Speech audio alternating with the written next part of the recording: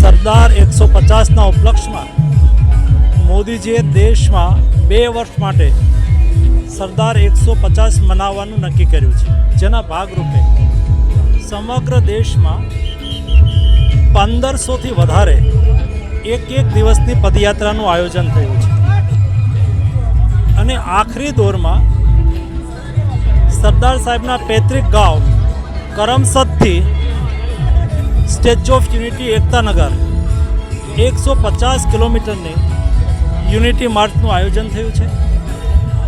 આજે ત્રીજા દિવસના અંતિમ ચરણમાં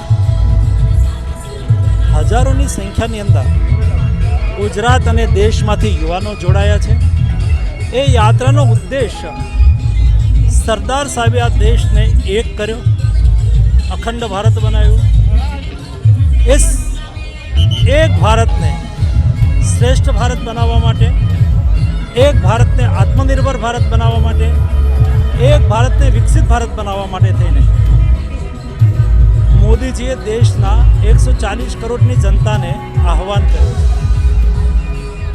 આ યાત્રા એકતાનો સંદેશ આપી રહી છે, આત્મનિર્ભર ભારતનો સંદેશ આપી રહી છે, વિકસિત ભારત માટે યુવાઓને પોતાના કર્તવ્યનું નિર્વહન કરવા માટેનું આહ્વાન કરી રહી છે.